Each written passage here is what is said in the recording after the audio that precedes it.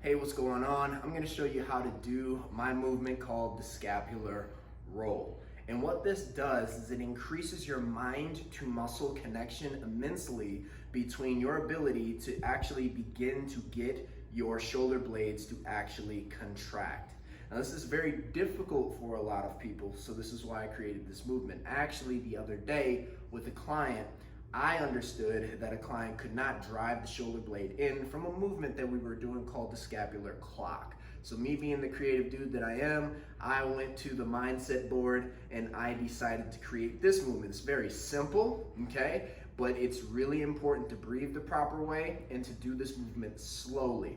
Also, I want you to go at your own pace, because when you squeeze your shoulder blades together, that is the whole mind to muscle connecting portion of this. So it really doesn't matter how long you hold that position. The key is that you properly roll in and roll out. And I'm going to show you how this is done. So the first thing is shoulders always down and back, okay? Key. Abs tight, butt tight. You're going to start with your palms facing yourself. Okay, facing your thighs.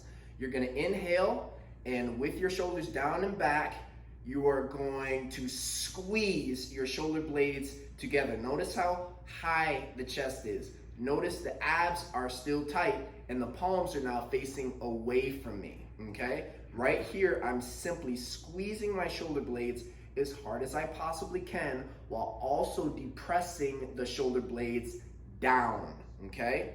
Then I'm going to exhale, release. Inhale, nose.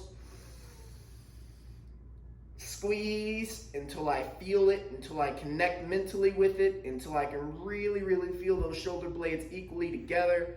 Exhale, mouth. Inhale, nose. Squeeze. Get the mind to muscle connection between the shoulder blades. Exhale, mouth. From the side, inhale, exhale. From the back, inhale,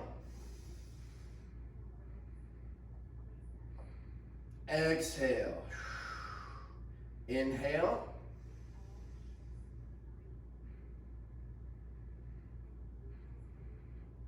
exhale.